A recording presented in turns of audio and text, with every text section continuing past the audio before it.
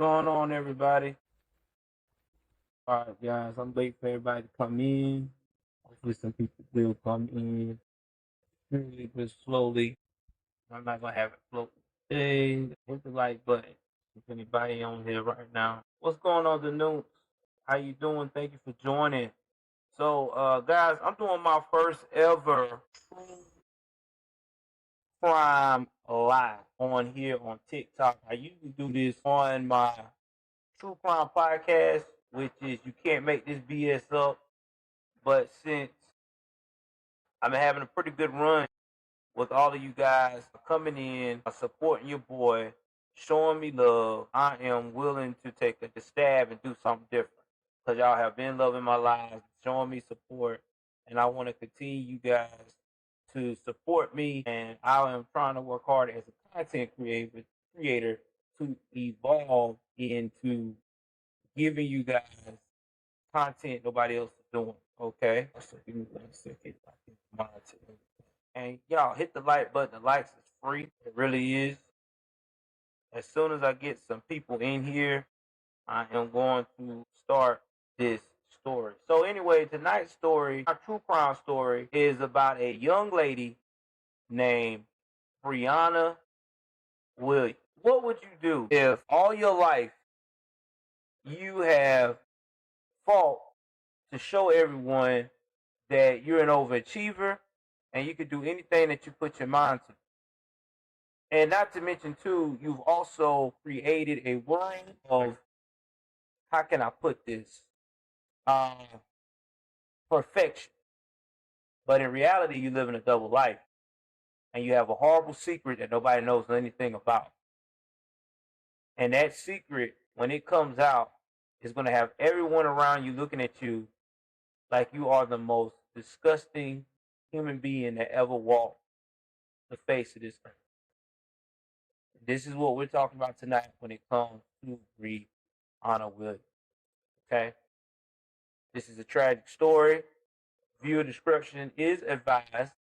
If you're one of those people that do not like to talk about child neglect cases, please, by all means, you may want to go ahead on and get off here now. But without further ado, we are going to get into this. So this story here caught my eye 4 years ago. And the reason why it caught my eye is because everybody in the nation was on the edge of their seats trying to find a little girl who was missing from her home, projected by the mother. And while missing from her home, projected by the mother. And while this was all going on, a lot of people was suspecting that this was the case. And everybody wants to hope for the best, right? Because when it comes to kids, you never want to find out that something happened with these kids. So it all started on November the 6th, 2019, right? A call came in to the Duval County 911 center. 27-year-old petty officer, first class, Brianna Shante Williams. Brianna has said that she was looking for her child, and she don't think she ran away. She saw her here with her last night before she went to bed, and then she said she put her to bed and she went to sleep, and she woke up this morning getting ready for work. She can't find her daughter. They asked her, well, what your daughter had? She said, oh, she had on like a purple shirt and some pink pajama pants. So, the caller's like, all right, just stay on the line with me. Let me bring someone over there to the home and check everything out. Because she said, oh, yeah, by the way, I don't know where she had gone because I just picked her up Halloween night and she was with my mama in Alabama. Now, backstory. This young lady is from Alabama, okay? And we'll get to that in a minute. Keep that in the back of your mind. Alabama is real important now. So the 911 operator like, well, have you checked the house? Did she have a favorite hiding spot? Did you check around the house, under the bed, or go to a bedroom, check a closet. Have you seen her anywhere? Are you in a room? They ask all these questions, right?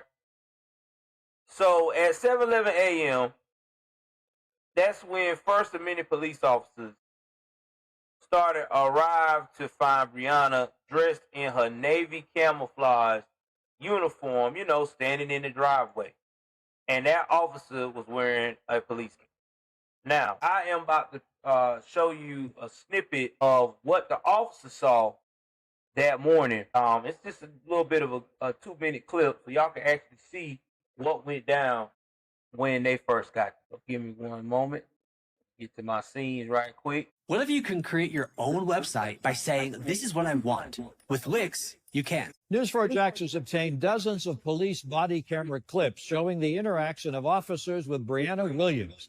She is the Navy petty officer awaiting trial on charges of abusing her 5-year-old daughter, whose remains were found in and is joining us now. Janice. Tom, we saw a very emotional Brianna. It's November 6th, 2019. With anybody? Anything unusual? Any problems with anyone else as far as? She nods no. What police now know is that... So I don't want to get too far into this because I don't want to spoil the case or spoil the story. But that just gives you a snippet of what was going on with Brianna. Now, if you notice in that clip, she definitely was not as emotional as it seems. To me, it seemed like them tears was fake as hell. I didn't even see no tears, and I zoomed in on it a couple of times. So, after that is going on, asked her this her address, have you had any problems with anybody, anything unusual? Do you live by yourself? And then she said the father of the child, he's not in her life. Let's talk about the father of the child in the snippet.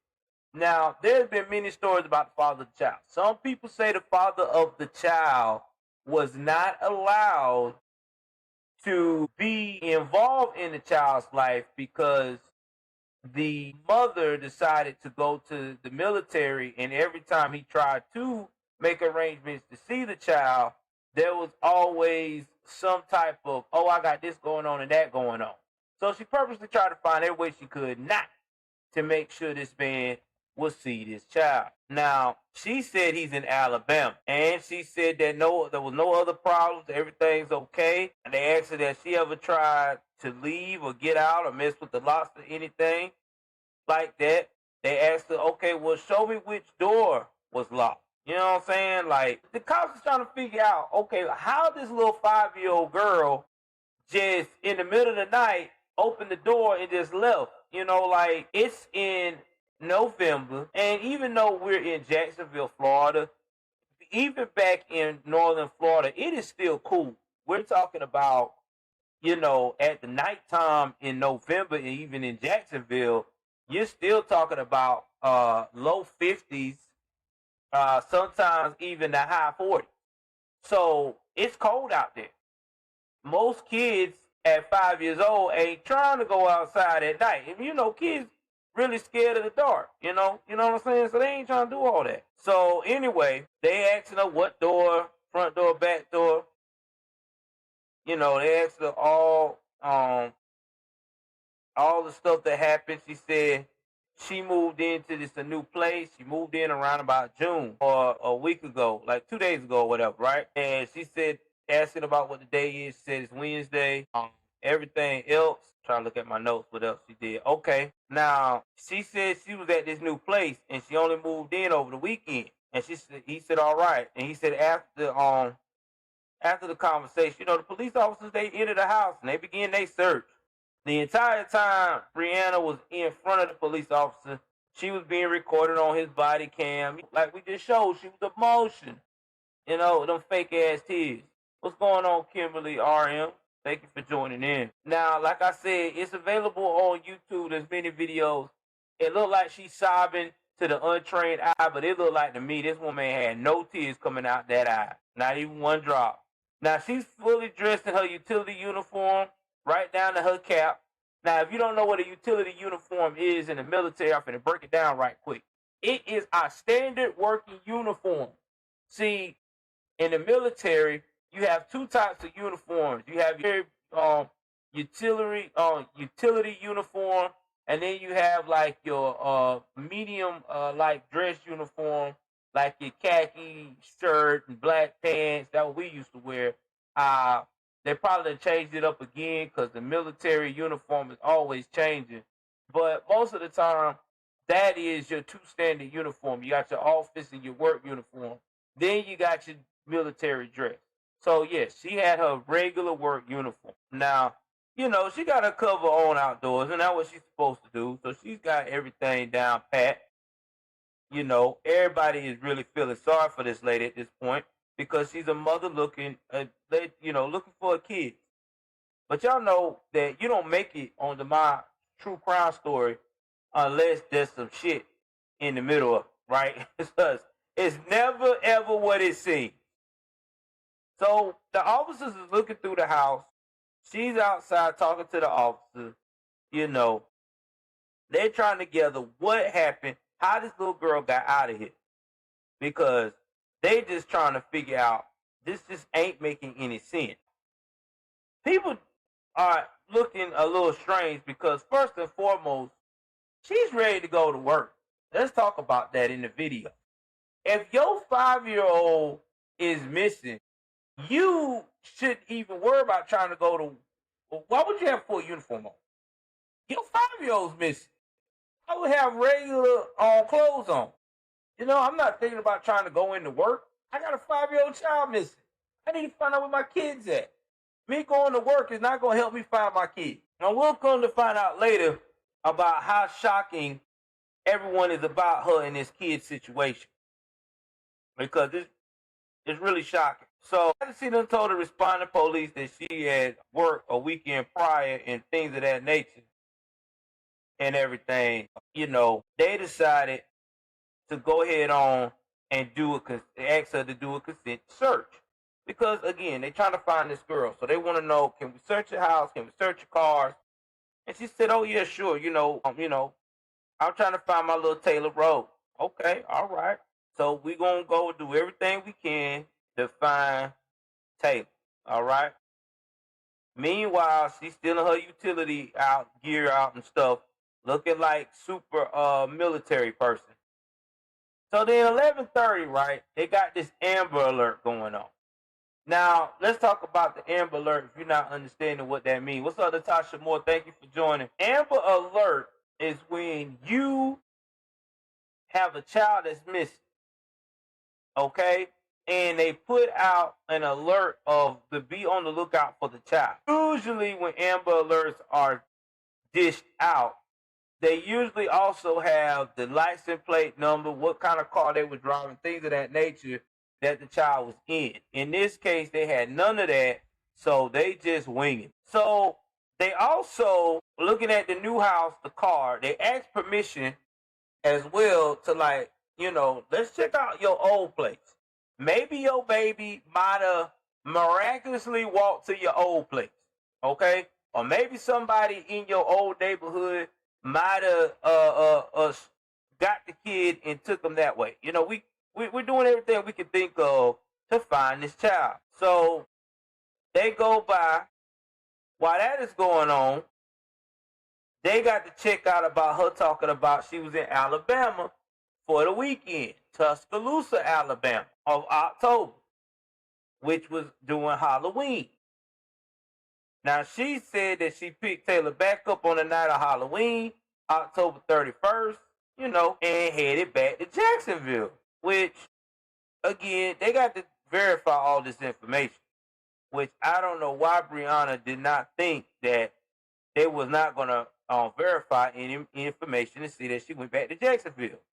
So, as the police dug in and taking all this evidence that Brianna is telling them, that she had been on leave for a week and was back and was due back to work that very morning, Wednesday, November the 6th, then Brianna provided a little bit more detail about what transpired since the last time she laid eyes on her daughter. Brianna continued to say that Taylor went to bed again at around midnight, but then she added Another thing to that, she was woken up by something in the middle of the night by a strange noise. Brianna says she armed herself and looked around the house but didn't see anything, and she checked all the doors were locked. Now, please keep in mind, Florida is a constitutional carry state for one.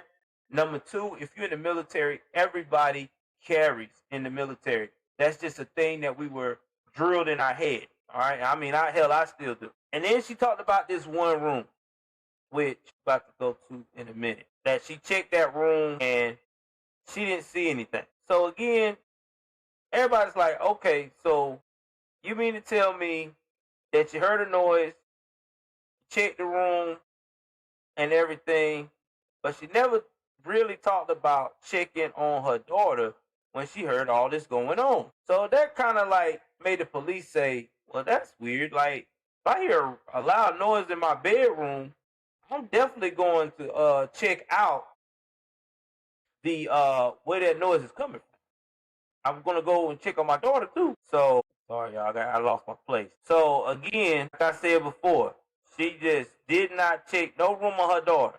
She checked this one room. Okay, she just checked the room and the living room, and she said maybe the kitchen area, but she did not go to Taylor's room, which again is crazy to me because if my daughter is living with me, my little 5-year-old, and I'm hearing a strange noise, I'm going to check out what's going on. Like, yo, let me see if my baby good.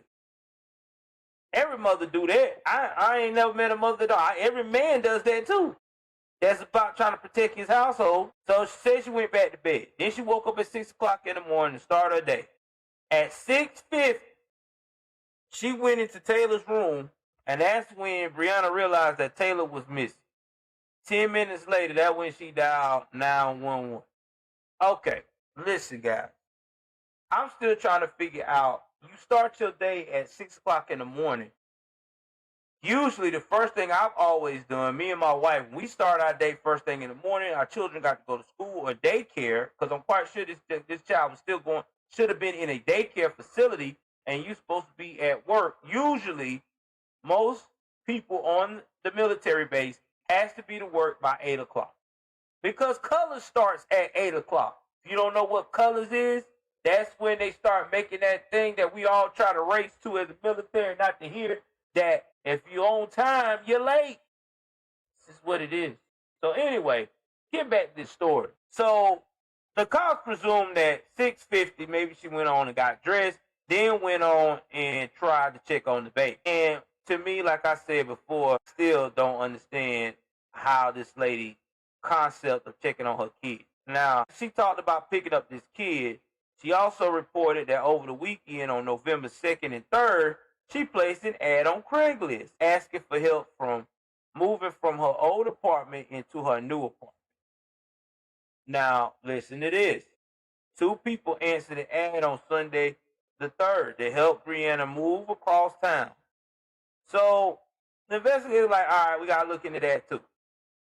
But here's the thing that I don't understand. Why would you ask for somebody to help you on Craigslist? Because you is in NAS Jax. NAS Jax is a big behind base. I've been there frequently, talked to people, hung out there.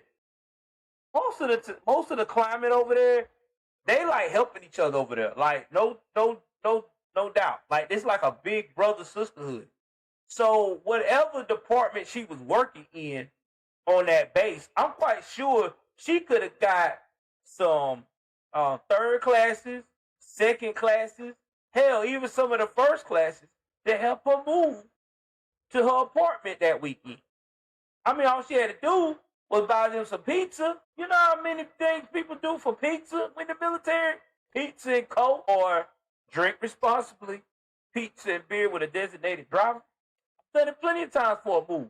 Believe me, I've done it plenty of times. All right, let's keep at it now. So anyway, they want to verify all this, right? So during the police investigations, the detectives first started by calling Brianna's mother to ask her about Taylor Rose, you know? They wanted to say, like, yo, what happened on the month of October when Taylor was with you? Brianna's mama was like, with me? Baby, I ain't seen that baby. What? That's exactly what Mama said. I ain't seen her. Taylor wasn't with me, baby. They're like, what are you talking about? I haven't seen that baby since January, baby. The first part of the year. I ain't seen that baby at all. Okay. So you ain't seen her for 11 months. So Taylor was like, so the police like, okay, she's frantic, she's upset. Let me call Taylor's father parent. Maybe that's what she meant. They were over there chilling. You know what I'm saying? Maybe that's what she did. She got it confused. But when they called her, she was like, Taylor? I ain't seen little Taylor Rose in 2 years.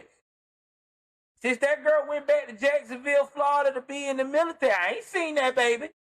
So now there's a problem. You done told the police that your child is missing, but you picked up your child from Tuscaloosa, Alabama over the weekend of the Halloween weekend. But come to find out, ain't nobody seen you with this baby that you said. Okay, this ain't good. This ain't looking good. So they went on and said, all right, maybe, let's don't jump to conclusions right yet. We can't have tunnel vision. Let's talk to the two people that helped the owner move on Craigslist. So they verified, like, yeah, we went there, which is now on the 3rd. They said, yeah, we went out there, we talked to her, we met her at the old apartment. They said when we went out there, it was about 4 o'clock, November the 3rd. And then they told the detectives that, we heard water running in the bathroom. And I don't know if they asked why that water was running, but some way, somehow, they were told that her daughter was in there in the bathroom taking a bath. Now, we all know taking a bath. Now, we all know that usually when kids are taking a bath, especially that young, and they by themselves and they in their comfortable setting of the nice warm water, they're going to be making noise. Because that's what I did when I was a kid. I made a bunch of noise. You're going to hear me in that bathroom. And I'm not going to leave that water running forever either, because I was the type of kid, I didn't like water running too long. I did not like that water running at all. All right, y'all, give me 1 second. They said something about my settings. Okay, I don't know what that was about. Hold on. Okay. All right, I'm back. I don't know what that happened. I lost my connection for my speaker right quick. It does that. I don't know why it does that. I may have to upgrade my Bluetooth card or something. But anyway, they said they were about an hour in the apartment, and then they left to follow Brianna to her new rental house. And they said they never saw no child come out no bathroom. All they said were there were no adults. They said it was just her and them. So the police is dumbfounded. They're like, all right, so we got this woman telling us this baby is missing. Told us that the baby spent the holidays with her mama. Her mama went. We called mom. We verified from mama. She ain't seen the baby in 11 months. Then we started thinking maybe it was the parents of the father, and the parents of the father's like, we ain't seen the baby in 2 years. Now we reached out to the Craigslist people because we may think maybe they might have was scoping the place, trying to get a child or something. They said they never seen no child in the house. Only thing they ever heard was running water and her telling them that there's a child in there taking a bath. And then she had the nerve to move to the new spot with no child in no car with her. I don't know about y'all, but I would have been like, yo, I would have asked her real quick in a hurry, like, you ain't gonna get your kid? Ma'am, excuse me, I know we helping you move, but didn't you say you got a kid in the bathroom? Aren't you gonna get your kid? Or do you need my wife to stay and watch the kid and you tell me where to go? Or How you want to do this? Because you can't leave this baby by itself now in no tub of water. That's where she probably would have told them to leave. And then that's when I would have been like, there's some suspected stuff going on. So anyway, they do another search of this residence. But everybody felt like the investigators that something was off with this story. You know, there was a child's bedroom and it had a toddler bed and had a pair of slippers next to the bed, but it felt like it was fake.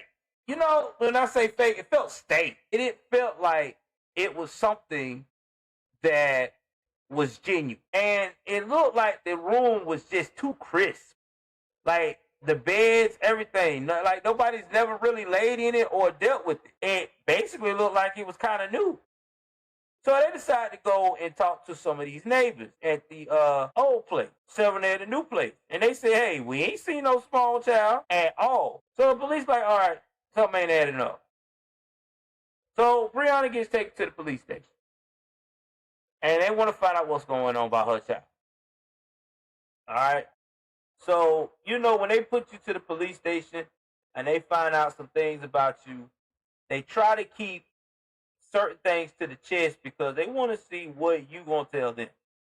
Because the police is good at that. They want to know what you going to say. So they want to know how much you really know before they show their hand.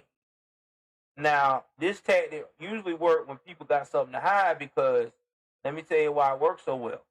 Because a lot of times, when people know that they back up and think that they are smarter than the police, they get real comfortable.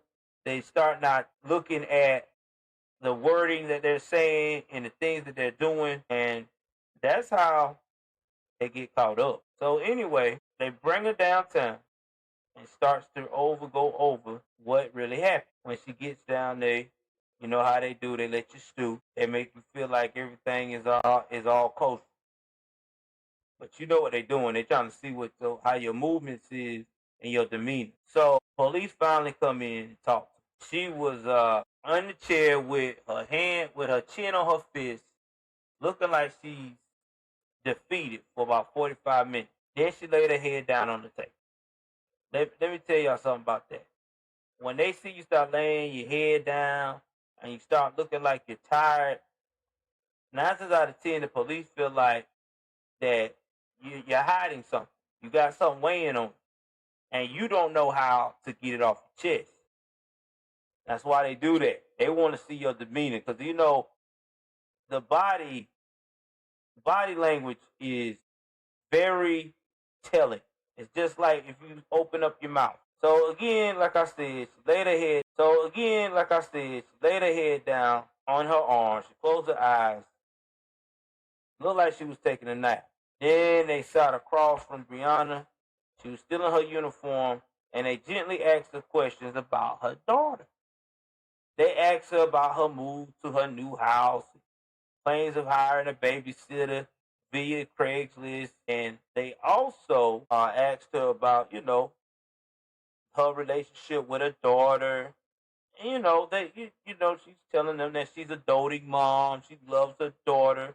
You know the stuff that you try to tell when you're trying to keep from people from suggesting who you what you really got going on. You know what I mean? So again, these are seasoned detectives. They're gonna let her slowly start unwinding without them even having to pull too many strings. So when she gets to the part about the babysitter on the Craigslist, which to me, I don't know why at that point you would want a babysitter for Craigslist when you in the military and they got all kind of programs for you to get a babysitter. Like they have this stuff. So that lets me know right then this lady is suspect. They also asked her about how her work is going at the Naval Air Station at Jacksonville, Florida. So after an hour of playing chit chat, start talking about discrepancies in the story. All right, it's specifically about her mother denying ever seeing Taylor on Halloween weekend. in the month of October. They said your mama saying she ain't seen that baby in 11 months. So again, Brianna's response to these questions was very vague. Let's put it that way. And I'll tell you in a minute what I mean. Get to my notes. So all of a sudden, when they told her that, I had to get back to my notes. Sorry about that. She was like, I'm over this shit. I'm over it. My mom would not say that. I just want my baby home. This is going too far. The detectives fired back at her with to answer any questions as to the whereabouts of your daughter. Brianna answered, I don't know where she is. I've told you everything I know. I'm done with this. I don't know. I guess I am done because you're lying to me now. Okay, rewind and take two. They're not lying to you because your mama is not going to vouch for you. Now, she swear I literally picked my daughter up from my mom's house. And so he was like, listen, lady, I understand that what you said, but I'm going by what my partner said. And I like to explain to you, but I don't know where to get that from because I literally went down there. And then he was like, well, do you want to talk to me? Do you want to talk to the detective? I spoke with her and then get to find out what the information they gave. And she's saying, I'm done with this because I don't know where this is going. You know where this is going. You lied. But no, you're not. Like it's the second time this just happened. Like some other lady was like saying stuff that I didn't even say. Like, so Brianna stayed in the interview room for the next 10 hours. Now, I'm telling you now, the cops is good at that. Periodically, detectives would pop in and ask if she needed anything like food or something to drink or if she needed to go to the restroom. But Brianna just sit there on camera. She literally fell asleep more than once, leaning on the wall next to the chair or laying her head on the table. Listen, guys, I wouldn't have been in there for 10 hours. I would have just told them, I'm not talking to you guys no more until I get a lawyer. Reach out to my chain of command. I need a lawyer. Or get you a private attorney, whatever you need. You are active military. Somebody would have took your case for the time being. And then they would have just said, okay, since you want to do that, we'll just leave it be. And they would have just went on and got the case figured out without you. But a lot of these criminals do this because they feel like if they just continue to just weigh it out, that the police is just going to drop it. Never. The police never drops it. The only time they're going to drop it until you do an automatic fold, as in, I'm not talking to y'all till I get a lawyer. Now, there's some times where you say that and you may have to spend a night in jail. But either way it goes, if you stick to your guns and say you want a lawyer, you have a better chance of not being like this woman here, a damn fool. So, like I said, she was even playing with her hair and then redid it and just being in silence. Meanwhile, the police is back at the house, all right, her house. And they canvassing that whole neighborhood. They talking to neighbors in hopes that somebody can tell them where the little girl at, man, because they can't find her. Still, neighbors saying they never seen the little girl at the new house that she moved to. So police decided to look through her car. It's a 2017 Honda Accord, fairly new model, back in the carport by the side of the house. And let me tell you, that car was tore up from the floor up. He had toys on clothing and other clutter littered the interior, and there was a car seat in the back as well. I always wondered, why do a lot of women allow their car to get cluttered like that? I mean, I'm not trying to say that all women like that, but I know a lot of women that just keep a junky car. I don't know what it is. That's like a older passage. I have never understood that. Now, I can say about my wife, she's been pretty good with keeping her cars clean. She won't let her cars get crazy. She will, get it cleaned out. She'll take it to get it detailed. I would say that would be one of my wife's borderline masculine qualities. that woman can keep a car clean. And I like that. I ain't never met a woman that did that. And that's just me. But most women I meet, they got shit everywhere in the car.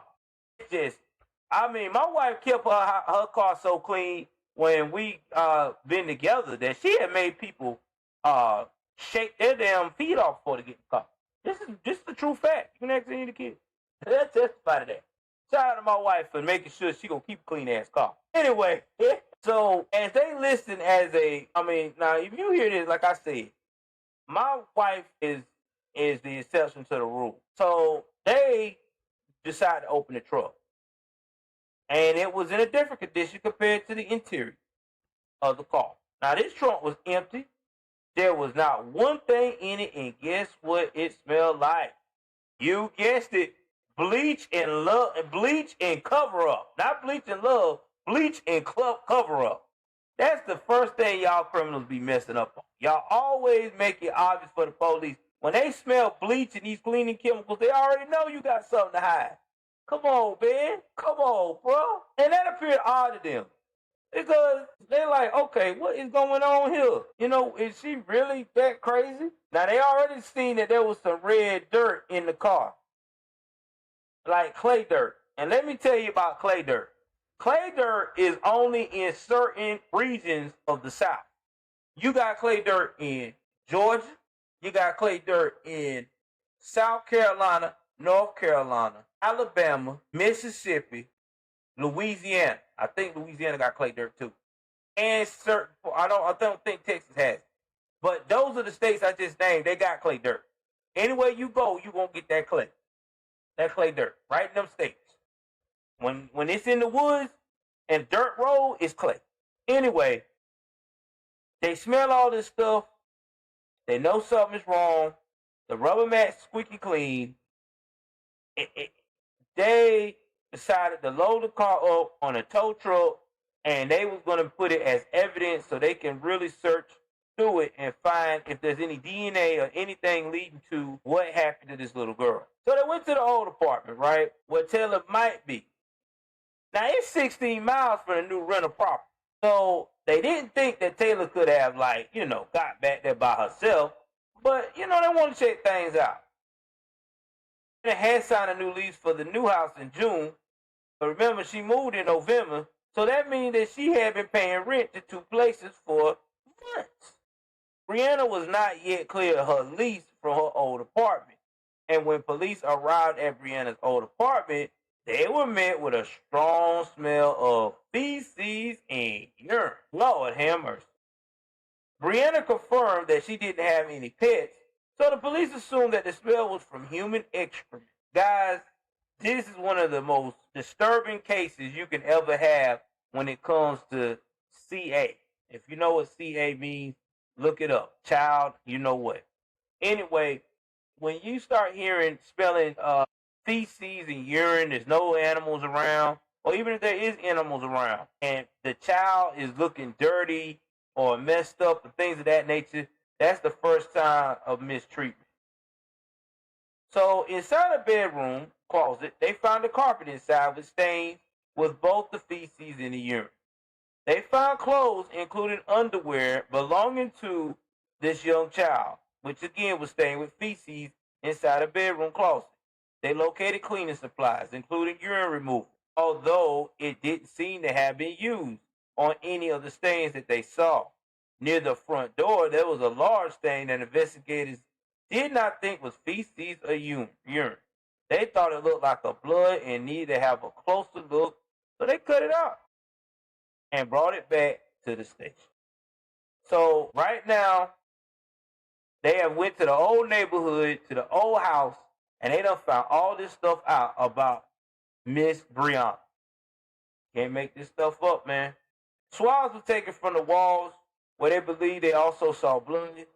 The police seized the dumpster behind the apartment and opened it to an open location where it was dumped, spread out.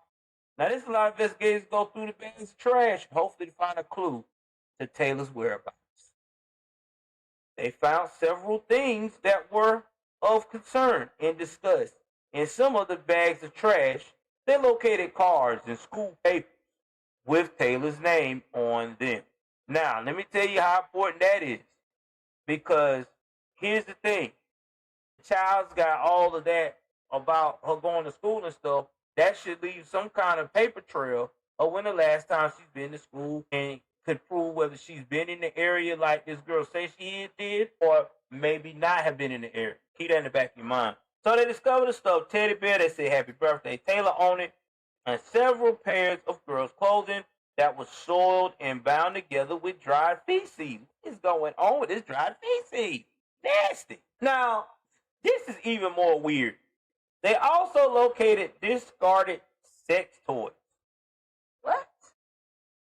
So crime scene technicians descended on everything that had to do with this Taylor case, the old apartment, the new apartment, and even the car. As part of their testing, they brought in the cadaver dog. Now that dog alerted to a scent of decomposition on the trunk of the car, what had been recently cleared. It also alerted on some interior compartments, and the dog alerted on the piece of carpet taken from the apartment. DNA swabs was also taken. But as we all know, this is all going to take some time. And it's going to take several months to get those results back. So, again, this girl is lying her behind off. She done told all these people that, she don't know where this baby at. But yet, everything coming out so far is not looking good. I mean, not looking good at all. So pretty early on in this investigation, police did not believe that Taylor walked away like this mama was saying. They really needed Brianna's help, but she wasn't willing to give them anything else. So they confronted her again with her inconsistency stories. Brianna's cooperation with the police had been basically non-existent at this point. However, they didn't have enough to name Brianna an official suspect. She was free to go for now. Now, she was picked up by a chief petty officer in her command and set up in the barracks on base since her house and apartment were now crime scenes. So let me tell you about why that chief picked her up. That chief probably picked her up because at this point of the game, her house is surrounded by the police. Okay? Surrounded by the police. They're investigating it. They're going to be coming in and out. Her other apartment, the old one, is also a crime scene. So right now, she has no other option but to wait it out. That's all she can do. Wait it out and see what happens from there.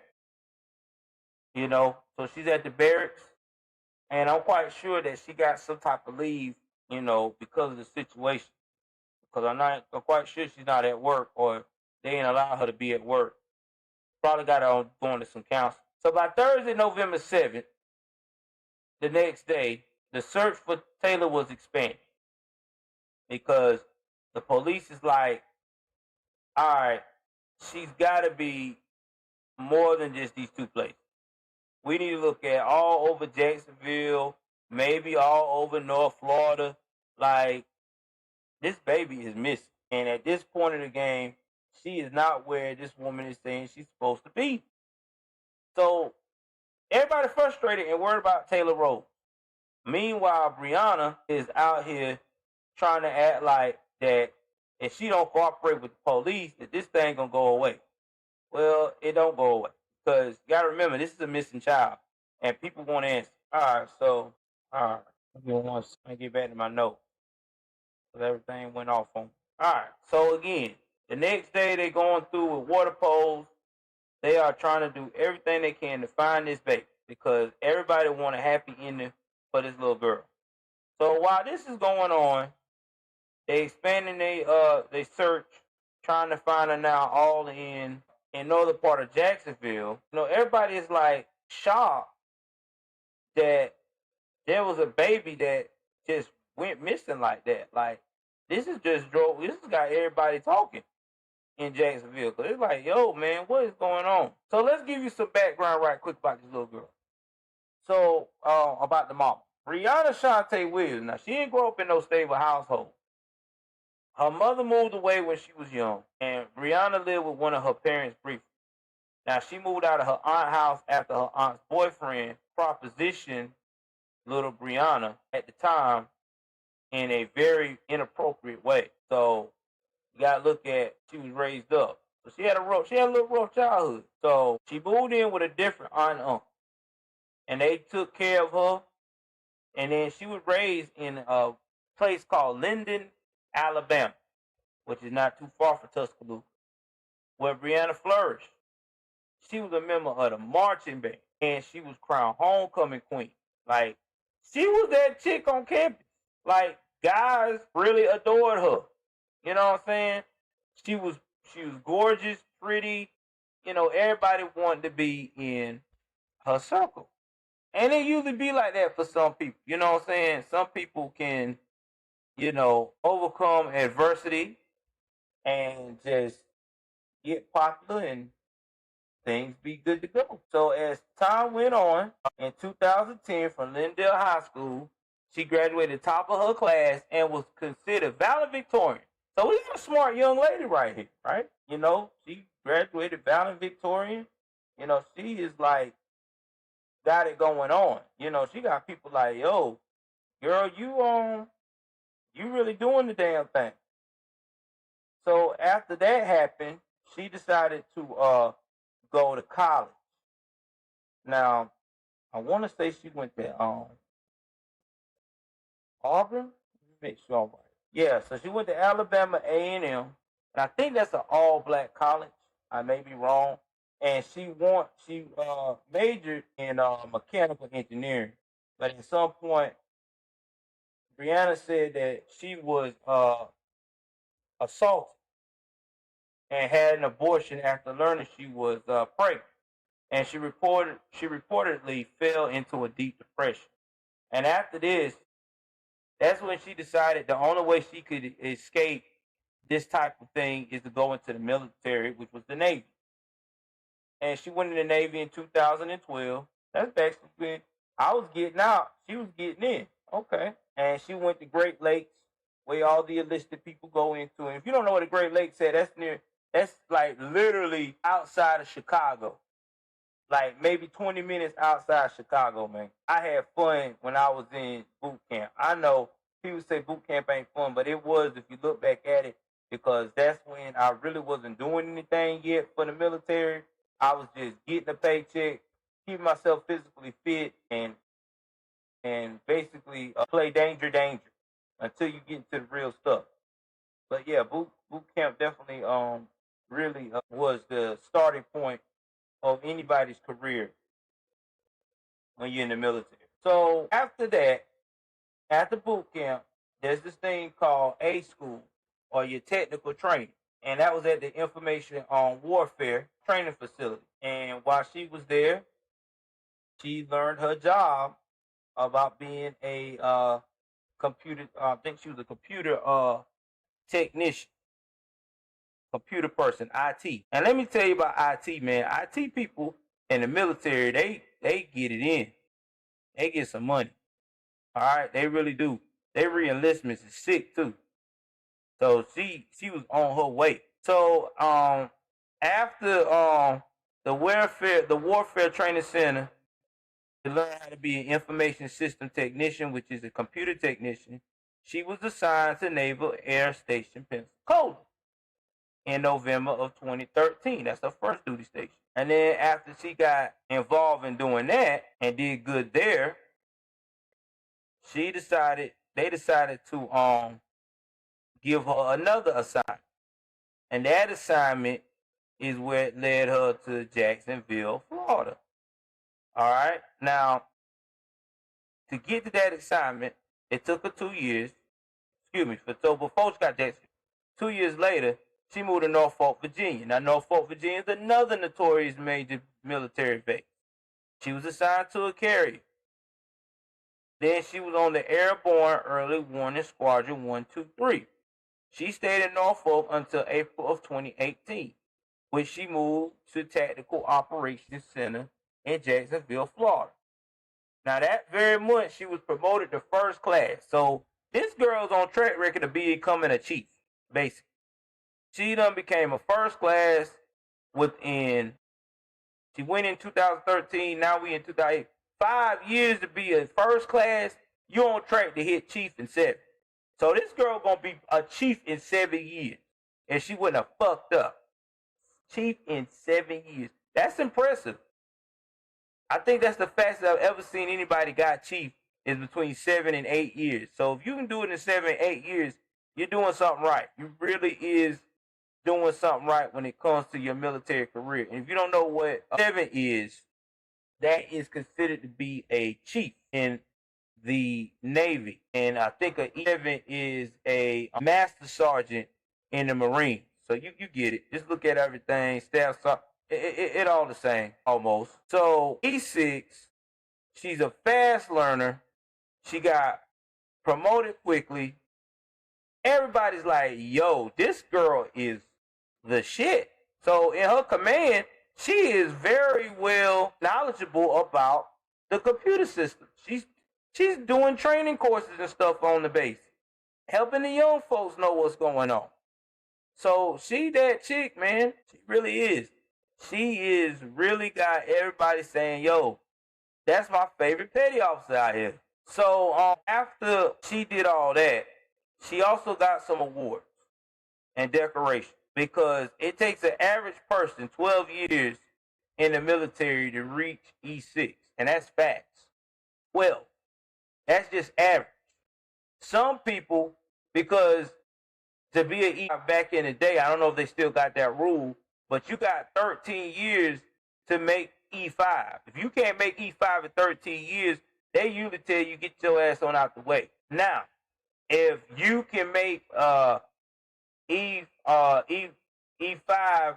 in less than 13 years, let's say it takes you like 10, you could probably make E6 on year 12. If it, you know what I'm saying? But here's the kicker. Let me rephrase that. If you get to be E4, you only got 4 years to maintain to be an E4 before they kick you out. You can't be an E4 past 4 years. So whatever your date you made E4, you got 4 years to make E5. Usually a command will promote. All right, I'm getting there, Miss Davis. Miss Davis out in the background talking about, don't be giving the extra, get to the store. We're going to get there. So anyway, she won several awards, aviation, service warfare, special badges, which are worn on the uniform of enlisted sailors that have earned this highly coveted rank. They went through the applications, they went to the board, and they got it. She also got a NAM, which is the Navy Marine Corps Achievement Medal. She got the Good Conduct Medal. I got one of those. National Defense Service Medal. I even got a NAM, too. Everybody gets a NAM damn near. Inherent Resolve on Campaign Medal. Global War on Terrorism. Everybody got that if you was in there during 9/11 period. Expeditionary Medal and Sea Service Deployment Ribbon, among others. So anyway, they still trying to find Taylor. They obtained Brianna's cell phone record. They showed that Brianna, again, had lied. She had been in Alabama twice in the past 2 weeks leading up to Taylor's disappearance. And the police were able to narrow down exactly where.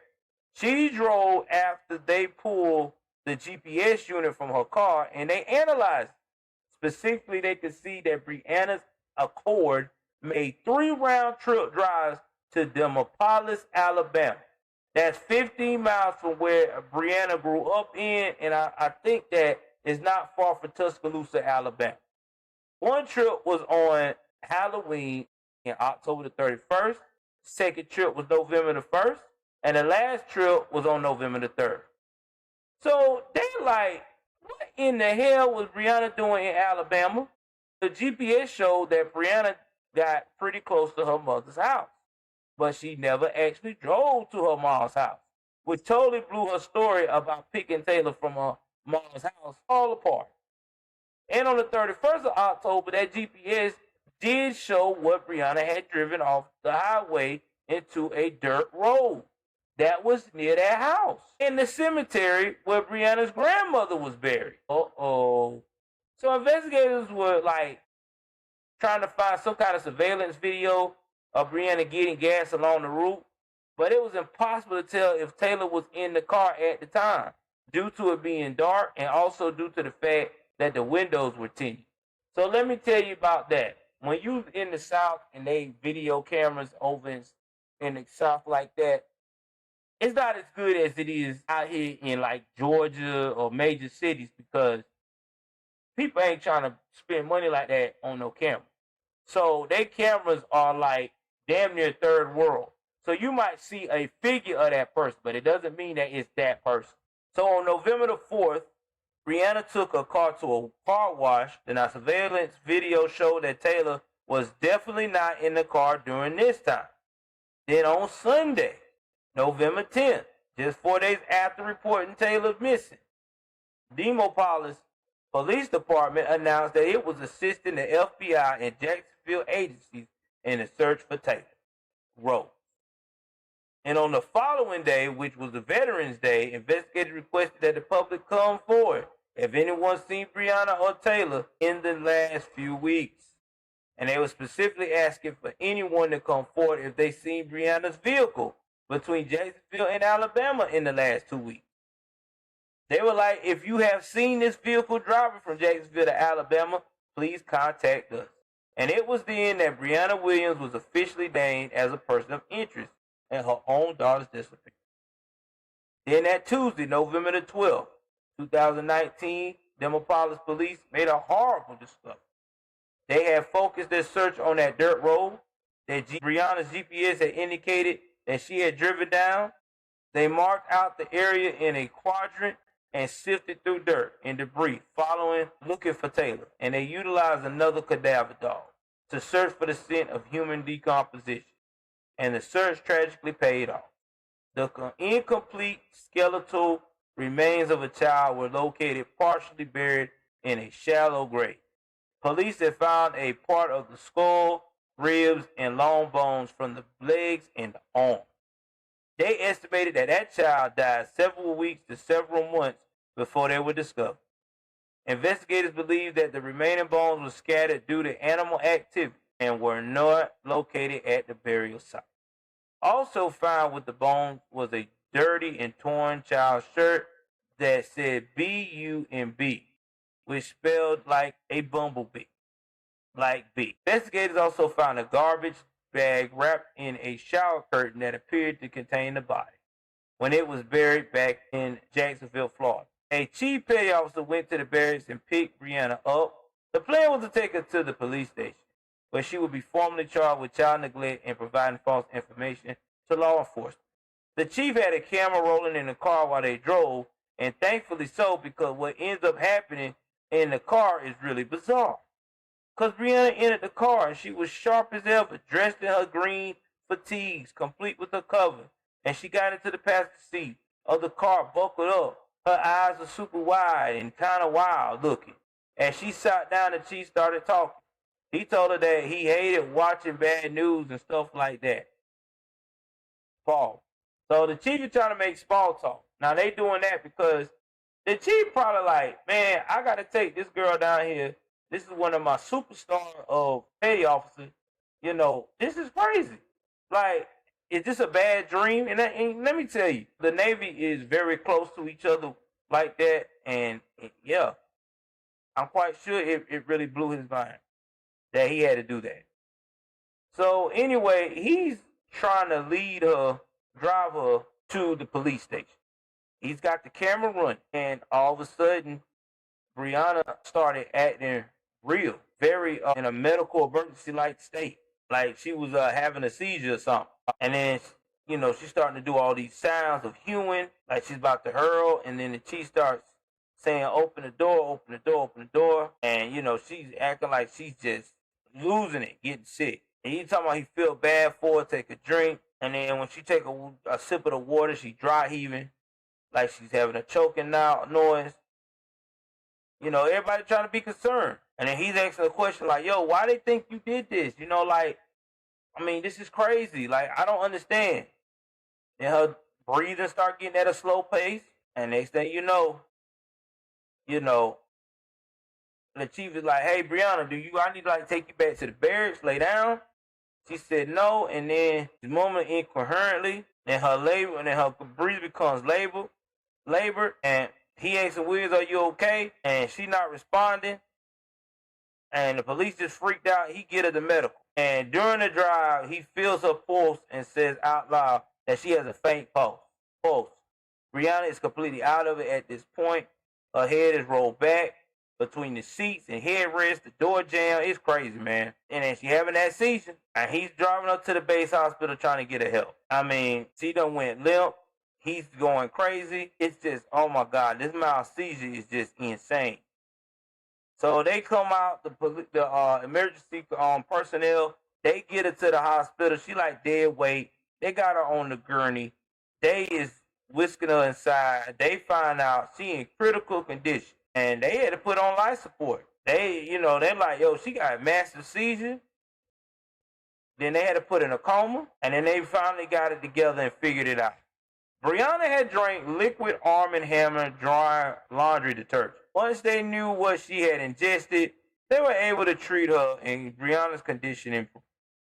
A week later, Brianna had recovered enough to be released from the hospital and was transported directly to Duval County Jail. She faced the judge for the first time, where she was formally charged with 2 counts of child neglect and 1 count of lying to law enforcement. Damn, officer. Then they put that bill at $1.1 million. So now we're going to go and fast forward to this trial. Because this trial wild now. Because who would have thought that this woman would have killed her own baby? Alleged, been responsible for her death of her own baby. And they confirmed that it's the remains of the baby. It could not concern a cause of death. So, with that being said, they don't know if it was any violence or anything like that. They try to say that she was malnutrition because of what was going on with her mouth and things of that nature. Yeah, y'all, please join your boy. I appreciate it. They suffer neglect. She been starved. So, at first, the arraignment was set for December the 3rd. But then they pushed back the arraignment to February the 12th of 2020. Passed by, and it would have been Taylor Rose's 6th birthday. Now, Brianna is stayed locked up in the county jail, and then they, in March, upgraded charges to aggravated child abuse and said she basically destroyed this child's life with neglect and abuse and removing evidence and transporting human remains. And then the blood stains of the report we talked about, it finally came back in July of the following year. And it came out to say, hey, this girl, that was the blood of the child.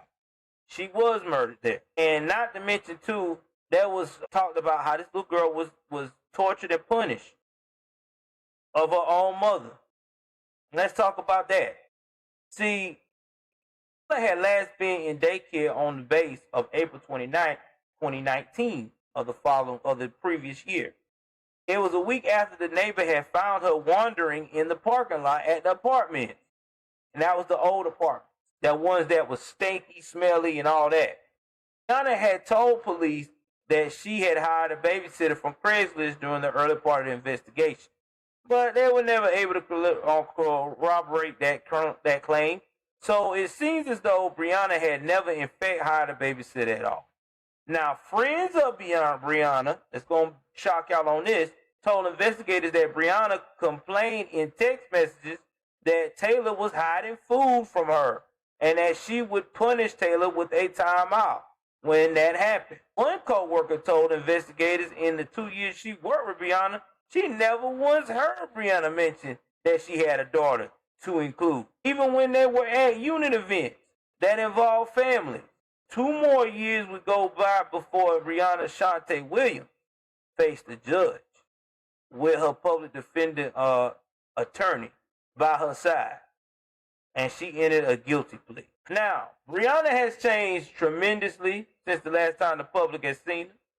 She done shaved off all her hair and was now wearing it closely cropped to her head.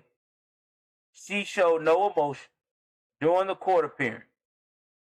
And the judge told her, quote, "This is an open plea to the court. If you go forward with your plea today, you'll be able to call witnesses on your behalf if you choose to. I will be glad to hear from you if you choose to testify. And quote, Brianna acknowledged to the judge that she understood that she lost her right to a jury trial by pleading guilty and did so of her own violation. Despite the guilty plea, the assistant state attorney still had their time to speak, and that prosecutor told the judge that the state was fully prepared to prove the original charges in the trial. They had the evidence that Brianna failed to find adequate child care for Taylor and left her locked in that closet at home, alone for extended periods with minimal food. Further, the prosecution stated that Brianna knew exactly what she was doing. Quote, obvious signs of neglect and abuse were observed, including soiled children's clothing, soiled carpeting, blood in partial empty soup, and fruit cans. Lord have mercy. They had tiny holes in them. Lord. Continuing, the prosecutor said, quote, some of the recovered remains show evidence of potential malnourishment, trauma, or disease, and a download of Brianna's computer was conducted where searching was discovered for malnutrition. Horrors in the apartment were described in detail about the urine stains, the dry fecal matter, and dead maggots on several items. Wow. She was sentenced on September 15, 2022. For the prosecution began being brought to the stand, like the neighbor who found Taylor wandering in the parking lot apartment. They also heard from Brianna's co-workers and friends, and they also heard from Brianna's mother herself. The defense also presented their own witness that included a psychological expert that spent 2 hours on the stand. The expert testified that Brianna told him during their sessions that she came home and found Taylor dead with a bottle of Tylenol next to her. Then she claimed that she left the apartment for a couple of weeks in a different session. She told the doctors that she couldn't remember the exact day that Taylor died, but she woke up one morning and found Taylor slumped over in the closet, and that Taylor was cold to the touch.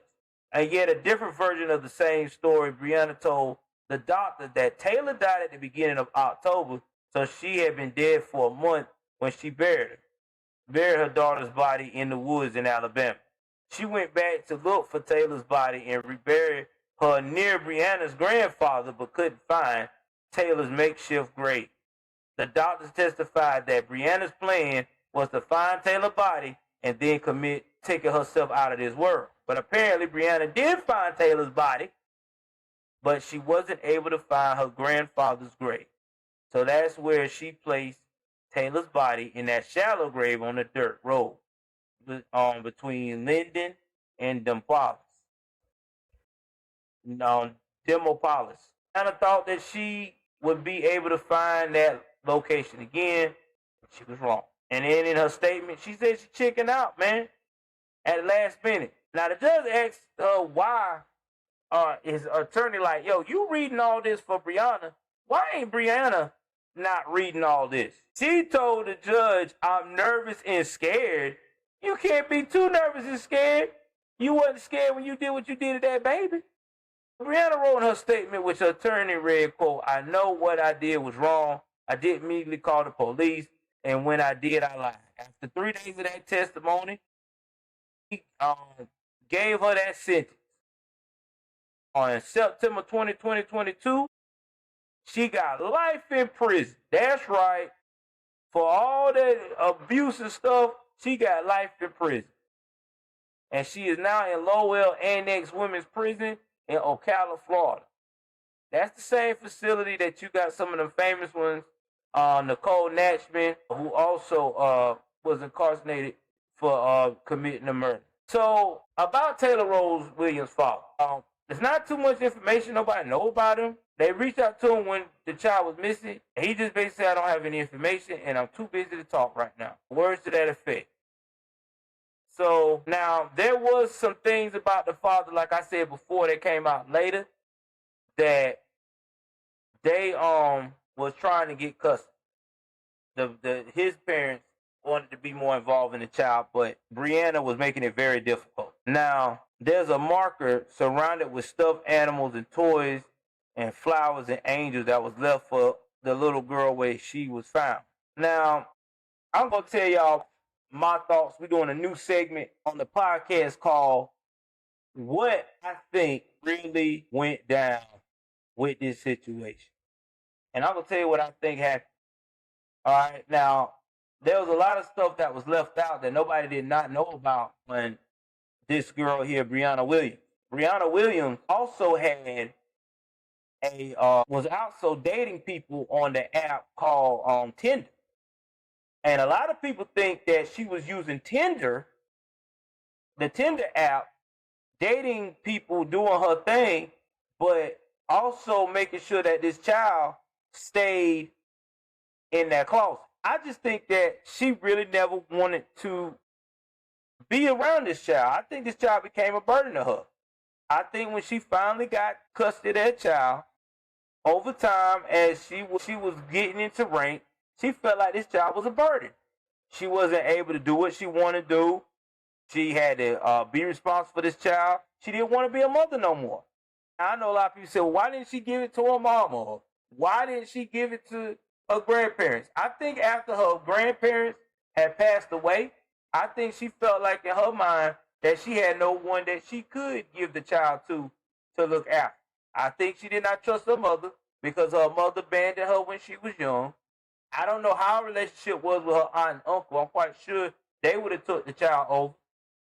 And I know she didn't want to have the paternal grandparents to be involved in the child because she felt like if she would have done that they would have been like, you're never getting this child back because you gave it to us. So, hell no, you're not getting it back when you want to get it back.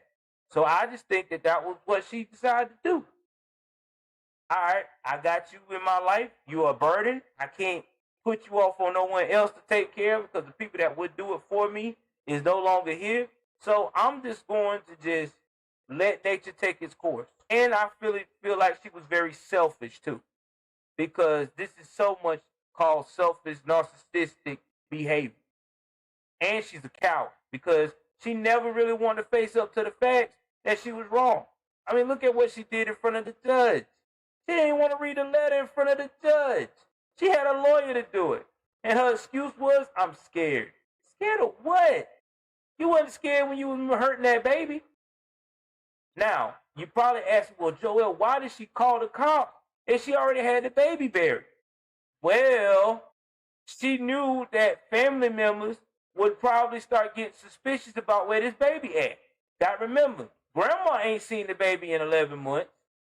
You got other people in that little small town of Demopolis, I think it's Demopolis, Alabama, Linden, Alabama, and Tuscaloosa, Alabama, that knew about her and that baby. They were going to ask questions. And sooner or later, somebody would have wanted to do a welfare check. So that's why she hurried up and came up with this smooth plan in her head that would be genius. My kid got kidnapped. But little did she not know is that, first of all, your car got a GPS system in it. It's a wrap. It records everywhere you go. Even if you delete it, it's still in there.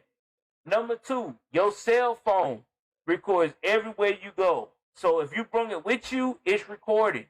And number three, you can never, ever discard a child. Not in today's society. It's too much technology, too many cameras. It's just too much trail, bro. I mean, come on now. The child she had friends in the military. She could have talked to her friends and say, listen, can't handle this kid. I'm not cut out for it. I want to make sure that I give my child the best home possible. And we set up an arrangement for you to go and take over my child. Just saying, man. Anyway, tell me what y'all think. This is the story of Brianna Williams. It will be on my podcast. You can't make this BS up. I'm making sure it be on there tonight. I will do clips and highlights of this and put it up there through TikTok so y'all can rate it as well. And it will also be on my Instagram page as well, Joel_Davis_media_network. And you can't make this BS up. Love you guys. Take care of yourself and each other. Y'all know what it is. I'm out this bitch.